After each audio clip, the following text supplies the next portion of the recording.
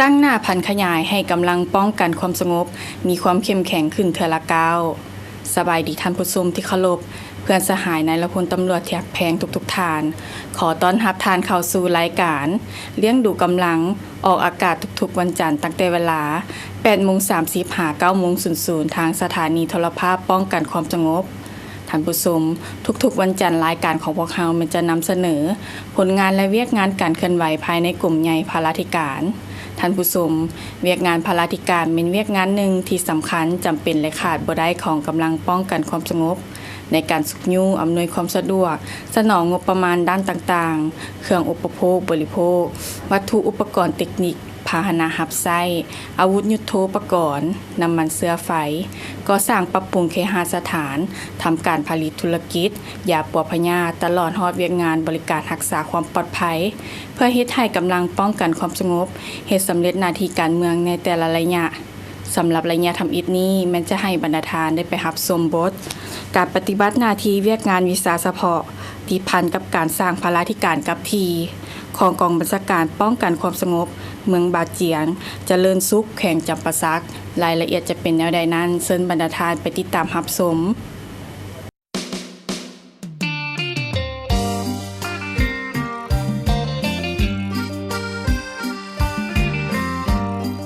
เมืองบาเจียงเจริญสุขแม่นเมืองหนึ่งที่ขึ้นกับแขวงจำปาสักทิศเหนือติดกับเมืองเลางามแขวงสารวันทิศใต้ติดกับเมืองปทุมพรทิศตะวันออกติดกับเมืองปากซองทิศตะวันตกติดกับเมืองสนะสมบูรณ์นครปากสีและเมืองโพนทองซึ่งขันกันด้วยแม่น้ำของทั่วเมืองมีเนื้อที่87 กว่าเฮกตาร์ประกอบมี5กลุ่มบริการประชาชนมี47บ้านพลเมืองทั้งหมด 69,000 กว่าคน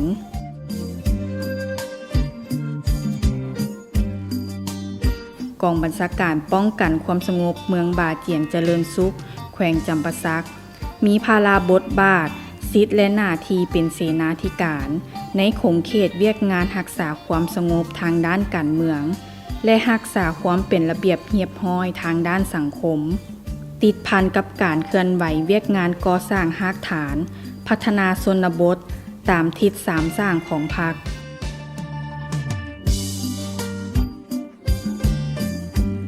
กองบัญชาการป้องกันความสงบเมืองบาเจียงเจริญสุขแขวงจำปาสักประกอบมี7แผนก5ห้องการบริการประชาชนในระยะผ่านมาคณะพรรคคณะบัญชาได้เอาใจใส่ศึกษาอบรมการเมืองนำพาแนวคิดให้สมาชิกพรรคนายและพลตำรวจอย่างเป็นปกติมีหลักมั่นการเมืองหนักแน่นมีความห้าวหาญต่อหน้าที่เวียกงานมีระเบียบวินัยเข้มงวดเฮ็ดสำเร็จหน้าที่เวียกงานที่ภาครัฐและการจัดตั้งมอบหมายให้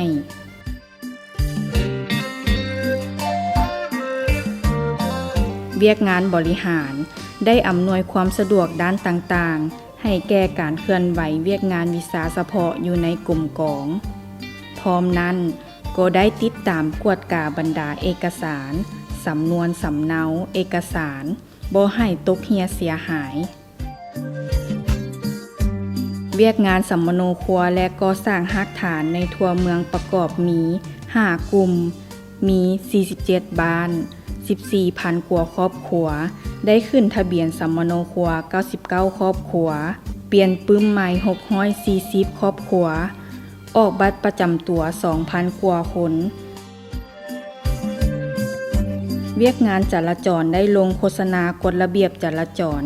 ให้แก่ประชาชนภายในเมืองทั้งหมด10 ครั้งมีผู้เข้าร่วม 2,400 กว่าคน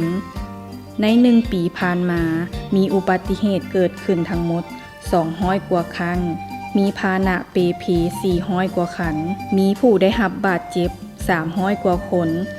และเสียชีวิต20 กว่าคนการจัดตั้งปฏิบัติวาระแห่งชาติว่าด้วยการแก้ไขปัญหายาเสพติดในสุกปีผ่านมาได้มั่งเป้าหมายทั้งหมด150 กว่ารายได้ของกลางยาบ้าจำนวน22,000 กว่าเม็ดปืนแก๊ป45 กระบอกเวียกงานภาราธิการได้คุ้มครองงบประมาณรายรับรายจ่ายขึ้นแผนงบประมาณเงินเดือนเงินบริหารและเงินห่วงต่างๆจากขั้นถึง เพื่อสนองให้กำลังภายในกลุ่มกองอย่างทั่วถึงและถูกต้องตามระเบียบหลักการเวียกงานการคุ้มครองรายรับรายจ่ายโดยผ่านกลไกประตูเดียวกองบัญชาการป้องกันความสงบเมืองบาเจียงเจริญสุขแม้นได้นำเอาแนวทางนโยบายของคันเทิงมาจัดตั้งปฏิบัติอย่างเข้มงวดเพื่อเฮ็ดให้ถูกต้องตามระเบียบหลักการในการคุ้มครองรายรับรายจ่ายเงินบริหารวิชาการค่าธรรมเนียมค่าบริการและค่าปรับใหม่ต่างๆให้รวมศูนย์เข้าประตูเดียวเวียกงานอุปโภคบริโภคได้เป็นเจ้าการในการขึ้นแผนเครื่องหับไส้เวียกงานวีซ่าเฉพาะและได้เบิกจ่ายตามกำหนดที่คันเทิงอนุมัติพร้อมเดียวกันนั้นยังได้จัดซื้อเข้าอัตรากินให้ผู้ถูกหาและนักโทษ 9,300 กิโลกรัมเป็นเงิน139ล้านกว่ากีบเวียกงานคุ้มครองพาหนะเทคนิคยุทโธได้เป็นเจ้าการในการบรบัตรรักษาวัตถุสิ่งของที่มีอยู่ภายในกรมกองให้นำใช้อย่างยาวนานและสามารถตอบสนองรับประกันให้หน้าที่การเมืองได้อย่างครบถ้วนเวียกงานการสร้างพลาธิการกับทีคณะพักคณะบัญชากองบัญชาการได้สุมใส่การสร้างรายรับอย่างตั้งหน้าโดยอิงตามเงื่อนไขและท่าแหงบ่มซ้อนของกรมกองซึ่งปัจจุบันกองบัญชาการป้องกันความสงบเมืองบาเจียงเจริญสุขได้ปลูกยางพาราจำนวน9เฮกตาร์เลี้ยงงัวทั้งหมด19ตัวโดยมอบให้ประชาชนเป็นผู้เลี้ยงแบ่งปันผลตามอัตราส่วนที่กองบัญชาการกำหนดให้ใน1ปีผ่านมาสามารถสร้างรายรับเข้าสู่กรมกองจากการปลูกฝังเลี้ยงสัตว์ได้ถึง200กว่าล้านกีบเวียกงานการก่อสร้างพื้นฐานโครงล่างได้ต่อเติมห้องกักขังชั่วคราวจำนวน1ห้องมูลค่า37ล้านกว่ากีบก่อสร้างคอกรถมอดไฟ1หลังมูลค่า41ล้านกว่ากีบพร้อมเดียวกันนั้นยังได้ปรับปรุงก่อสร้างกำแพงอ้อมห้องการกองบัญชาการมูลค่า36ล้านกว่ากีบรายละเอียดเพิ่มเติมทานพันโทศรีภูมิทองสมุทรเลขาคณะพักฮักฐานหัวหน้ากองบัญชาการป้องกันความสงบเมืองบาเจียงเจริญสุขแขวงจำปาสักได้ให้สัมภาษณ์ว่าเมืองบาเจียงเจริญสุขนอนในหนึ่งของเก่าตัวเมืองหนึ่งนครที่ขึ้นกับแขวงจำปาสักทิศเหนือติดครับเมืองเราง่ามแขวงสารวัตรทิศใต้ติดกับเมืองปุตุมพรทิศตะวันออกติดกับเมืองปากซองทิศตะวันตกติดกับเมืองสนามสมบูรณ์นครปากเซ่เมืองพนทองมีเนื้อที่ทั้งหมด 87,703 เฮกตาร์ประกอบมี5กุมบาท47 บาทมีประชาชนทั้งหมด226คนร่วมมี13เผ่าที่มีหีดข้องประเพณีแตกต่างกันกองบัญชาการปกครองเมืองบาเจียงเจริญสุขสายต่างขึ้นกับกองบัญชาการปกครองแข็งสายขวางขึ้นกับองค์คณะพรรคเมืองบาเจียงเจริญสุขมี1คณะพรรคหักฐานประกอบมี11หน่วยพรรคขึ้นกับประกอบมี7แผนก5ปกสกลุ่มการจัดตั้งปฏิบัติเวียกงานวิชาเฉพาะและเวียกงานพระราชการในระยะ1ปีผ่านมาเวียกงานวิชาเฉพาะพวกเฮาเลยมีความเป็นเอกภาพกันสุมใส่3เวียกใหญ่คือ1เวียกงานรักษาความสงบทางด้านการเมืองแม้นได้สุมใส่ติดตามกวดกาและสอบหาเก็บกำข้อมูลข่าวสารการเคลื่อนไหวของพวกศัตรูกลุ่มคนที่บ่ดีเก็บกำและวิจัยข่าวอย่างละเอียดทุกแหล่งข่าวเพื่อนำมาค้นคว้าสอบหาวิธีในการแก้ไขอย่างเหมาะสมโดยนำใส่ด้านวิชาเฉพาะเทคนิคให้สอดคล้องถึงต้องกับสภาพพิเศษและพื้นที่ซึ่งมันได้แสดงออกในระยะผ่านมาพวกเฮาสามารถสกัดกั้นและแก้ไขปัญหากลอุบายของพวกศัตรูคนที่บ่ดีเฮ็ดให้เมืองบาเจียงมีความสงบโดยพื้นฐานอย่างงานรักษาความเป็นอยู่ปลอดภัยของสังคมได้สุมใส่แก้ไขสภาพปรากฏการณ์ย่อท่ออย่างเข้มงวดเด็ดขาดแล้วใจใส่การพันขยายคำสั่งเด็กที่22/นย5โครงการแก้ไขปรากฏการณ์ย่อท่อของกองบัญชาการบกสแขวงจำปาสักและการแก้ไขสภาพปรากฏการณ์ย่อท่อฉบับเลขที่171/จบจลงวันที่3ตุลาปี2018ให้ไปรวบประทํหลายขึ้นในปีผ่านมาคดีอาญาก็คือทั้งหมด160รายหม่างได้120รายกักผู้ถือหาได้ทั้งหมด138คนยิง1คนผลเสียหายรถจักร20คันเก็บกู้คืนได้5คัน เงินกีบ205 ล้าน 170,000 กีบและอื่นๆเด่นกว่าหมู่ในผ่านมาแม่นคดีลักทรัพย์ในการลักทรัพย์นั้นแม่นลักอย่างพระคือทั้งหมด40รายกักกุปทวิตได้48คนยิง2คนมีอย่างเสียทั้งหมด 1,429 กิโลสามารถเก็บกู้ขึ้นได้ทั้งหมดต้นยางถูกทำลายและถูกกรีดจำนวน560ต้นได้ส่งปกสแขวงดำเนิน16ราย16คนส่งอัยการเขต1 1ราย19คนสัตว์เมียนบ่ได้ดำเนินมีอยู่13ราย13คนการจัดตั้งปฏิวัติวาระแห่งชาติว่าโดยการแก้ไขปัญหายาเสพติดในปี2024ผ่านมานี้สามารถมั่งได้ทั้งหมด156ราย22คนยิง1คนแน่นั้นรายใหญ่3ราย4คนรายย่อย59ราย69คนยิง2คนนอกนี้เราไม้เสียบและยึดเครื่องของกลางได้ทั้งหมด22,596 เม็ดปืนแก๊ป45กระบอกปืนดัดแปลง1กระบอกกา59 1กระบอกและวัตถุมีค่าจำนวนหนึ่งได้ศึกษาร่วมกลุ่มค้าขายใบกระท่อม3รายหรือว่า4คนต่อสภาพต่อกับผักส่วนที่เสพแม่นพอเฮาได้ส่งทบกำหนดการปกครองครอบครัวพ่อแม่เหตุการณ์ศึกษาผู้พมกล่าวเตือนขันครอบครัวขันบ้านติดพันกับปัญหาดังกล่าวนั้นพวกเฮาได้ส่งไปปินปัวอยู่ศูนย์บำบัดหรือว่าเอาไปฝากอยู่ขายพุ่งพังรับสางปกสแข็งจากประซักภาคส่วนที่มีความเสี่ยงในการเสพและการค้าขายทั้งกำลังวิชาเฉพาะเฮาได้ลงโฆษณาเผยแพร่ผลหายและโทษกรรมของการค้าขายและเสพยาเสพติดจุดนักแม่นได้เร่งใช้บรรดาสถาบันการศึกษาโรงเรียนอยู่ตามชุมชนฮกจักโรงงานบริษัท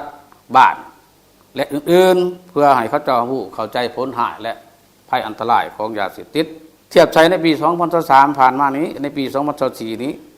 คดียาเสพติดถือว่าลดลง1รายเนาะเท่ากับ 0.8 ส่วนห้อยปัญหาอุบัติเหตุตามท้องถนนในทั่วเมืองอุบัติเหตุเกิดขึ้นทั้งหมด261รายคนได้รับบาดเจ็บทั้งหมด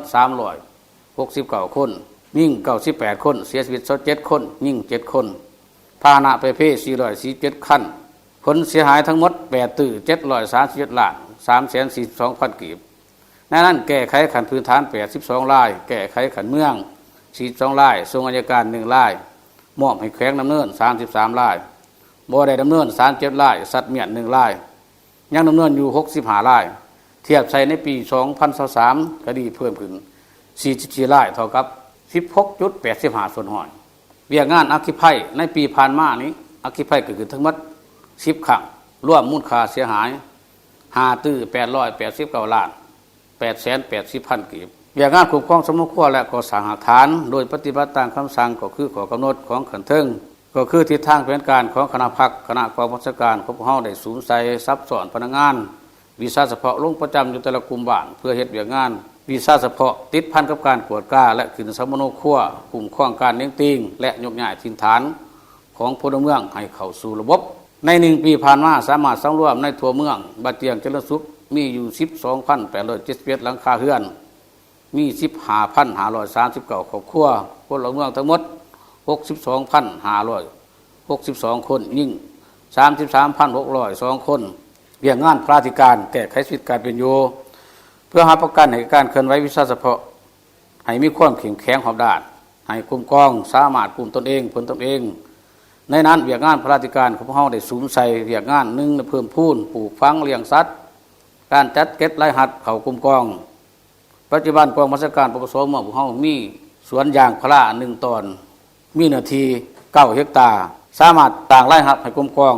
180ล้านหา2ล้านต่อปีมีงัวรวม19ตัวกองบัญชาการเฮาก็ยังได้มีกองทุนแก้ไขชีวิตการเป็นอยู่ให้แก่กำลังมีสมาชิกกองทุนทั้งหมด113เล่า5ล้าน460,000 กีบผลกำไร104ล้าน678,000 กีบต่อปีนอกจากนี้พวกเฮาก็นั่งในปฏิบัติคำสั่งเลขที่418/ปปสลงวันที่6กุมภาพันธ์2020ว่าโดยการคุ้มครองและจัดเก็บรายรับเข้าประตูเดียวของกำลังป้องกันความสงบในปีผ่านมาเก็บได้ทั้งหมด17ล้าน720,000 กีบในนั้นได้โทรเขางบประมาณของเมืองถือว่าสำเร็จตามแผนเนาะได้เอาใจใส่ปกปักรักษาพาหนะทรัพย์สินส่วนร่วมของกลุ่มกองให้รับประกันน้ำใส่งานได้อย่างเป็นปกติในนี้มีรถใหญ่จำนวน7คันรถจักร7มาแดงมาขาวจำนวน4คันหรือว่าใส่การบ่ได้นะสำหรับรถจักรรถมอดไฟ1คันแล้วก็รถสแต็ก1คัน ด้านการก่อสร้างพื้นฐานโครงหลังได้สืบต่อเติมเนาะห้องขังจำนวน1ห้องมูลค่า36ล้าน6แสนกีบถือว่าสามารถสำเร็จได้ในปีผ่านมาสามารถสร้างสำเร็จแล้วนำใส่ได้ตามปกติเนาะนอกจากนี้ก็ยังได้สร้างเฮือนรถหมอดไฟมูลค่า41ล้านกีบอันนี้ก็สามารถนำใส่ได้และได้ก่อสร้างกำแพงอ้อมค่ายในมูลค่า36ล้านกีบแต่ว่ามาถึงปัจจุบันยังบ่ทันสำเร็จถอกเสาไว้เทคานไว้ยังจะได้สืบต่อในปี2025นั้นในตอนหน้านี้กองบัญชาการฮอดจะต้องได้ซุ้มใส่ดังนี้หนึ่งในมันสืบต่อเหตุงานศึกษาร่วมกันเมืองแนวคิดนี้ให้แก่กำลังในการจัดตั้งปฏิบัติหน้าที่โดยเฉพาะมันซุ้มใส่การจัดเอาการสำรวจกวดกาการจัดประเภทติดพันกับการกวดกาดามเฉพาะการเคลื่อนไหวของกำลังในทุกๆด้านสองสุกยูแผนกหน่วยงานวิชาเฉพาะให้เคลื่อนไหวเหตุหน้าที่ของตนอย่างเป็นปกติในนี้ซุ้มใส่การจัดตั้งปฏิบัติคำสั่งเลขที่7ทับนยและคำสั่งเลขที่22ทับข้อล่อสพก็คือทิศทางแผนการของประธานคณะกรรมการป้องกันศาสตร์ป้องกันสงบคงเมืองและกองบัญชาการปกครองเมืองว่างออกโดยเฉพาะเป็นการแก้ไขสภาพปรากฏการณ์ย่อท่ออยู่ในสังคมก็คือการแก้ไขปัญหาการก่ออาชญากรรมประเภทต่างๆให้ลดหน่อยถอยลงการจัดตั้งปฏิวัติแห่งศาสตร์ว่าด้วยการแก้ไขปัญหายาเสพติดและปัญหาอุบัติเหตุต่างๆตามท้องถนนหลวงให้ลดหน่อยถอยลง 3. เอาใจใส่สีน้ำกำลังปกสกลุ่มก็คือเวียกงานก่อสร้างหักฐานตามสายตั้งให้เคลื่อนไหวอย่างต่อเนื่องลงสุกอยู่ปกสบ้านเฮ็ดหน้าที่ป้องกันกวดก้าการพักเศร้าและกวดก้าตามขอบเขตของรับผิดชอบของตนให้มีความรับประกัน 4. เอาใจใส่เวียกงานติดตามกวดก้าสรุปส่องแสงรายงานให้เป็นปกติต่อเนื่องในนี้แม่นเอาใจใส่ระบบส่องแสงรายงานอย่างถูกต้องชัดเจนและว่องไวถือว่านอกจากการสีน้ำผ้าการจัดตั้งเวียกงานเป็นเฉพาะและก็เวียกงานพระราชการนี้ถือว่ากลุ่มกองของเฮานี้ก็ได้มีการสุกยุ่งกำลังนั่นแหละเนาะในการสร้างเศรษฐกิจครอบครัวเป็นต้นเป็นการปลูกการเลี้ยงโดยเฉพาะเป็นการปลูกการเลี้ยงและการบริการเนาะเพื่อแก้ไขชีวิตการเป็นอยู่และก็สร้างแรงครับให้ครอบครัวนะบ่ให้คงค่อยเงินเดือนจากพรรคจากรัฐการเบิกจ่ายจากกระทึงนะในผ่านมากำลังก็หลายสหายก็มีความตื่นตัวมาถึงปัจจุบันนี้กำลังทั่วเมืองเฉพาะกำลังเฮานี่ก็ถือว่าเทียบใส่ภาคส่วนอื่นก็ถือว่าสามารถรับประกันได้ด้านเศรษฐกิจเนาะถือว่าในนามคณะพรรคคณะบัญชาของกองบัญชาการปกครองเมืองนี้ก็อยากเขียกห้องมันยังบรรดาสหายกำลังป้องกันความสงบทั้งหมดนี้เนาะซุ้มใส่ปฏิบัติหน้าที่ของตนนั้นโดยเฉพาะมันการเป็นเจ้าการประกอบส่วนด้านต่างๆต่อกลุ่มกองประกอบส่วนสร้างผลงานนั่นแหละเนาะในการจัดตั้งปฏิบัติหน้าที่ของตนให้มีผลสำเร็จเนาะ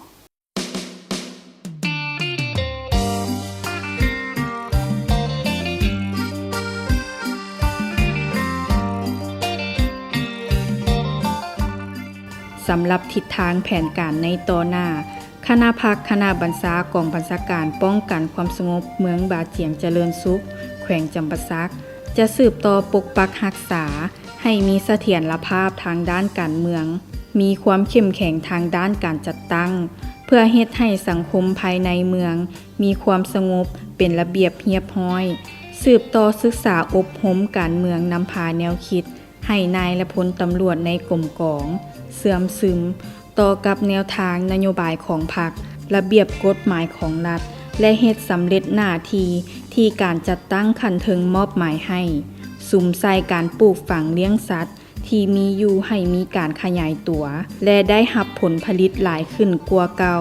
นอกนี้ยังได้สุกยู่ปลุกระดมให้นายและพลตำรวจของตน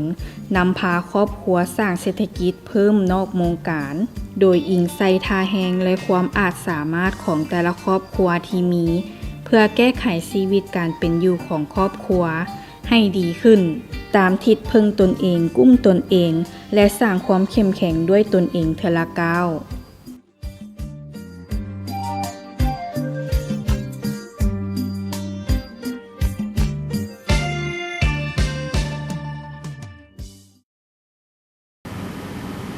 ท่านผู้ชมที่ท่านได้รับชมไปแล้วนั้นแม่นรายละเอียดจากทางรายการของพวกเราที่นำเสนอให้บรรดาทานได้รับชมกัน มาฮอดนี้เวลาของทางรายการของพวกเราก็ใกล้จะหมดลงแล้ว ขอขอบใจทุกๆท่านที่ให้เกียรติติดตามรับชมรายการของพวกเราสำหรับมื้อนี้ข้าพเจ้าห้อยตีเพชรดาราดงมาลาพร้อมด้วยทีมงานรายการเลี้ยงดูกำลังต้องลาทานผู้ชมไปก่อนสบายดี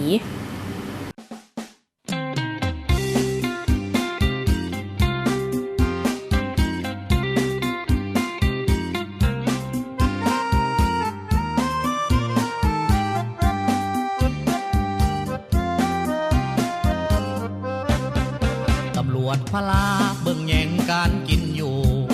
ผมก้องรวมหมู่ให้ความหูด้านพาลาเวียงานสุขาต้องมีความขยันเวียขับไซป้องกันให้หับประกันหอบด้านเมื่อซาต้องการตำรวจพลาต้องไปก่อนไปกวดกาเบิ่งบอนสถานที่บอนเฮ็ดเวียกเฮ็ดงานพลาธิการเฮ็ดหน้าที่ประสานคุ้มครองสำนักงานเพื่อนสารในที่ดินตำรวจพลาเป็นกำลังกองนนเฝ้าเรื่องเพิ่มพูนการผลิตได้อยู่กิน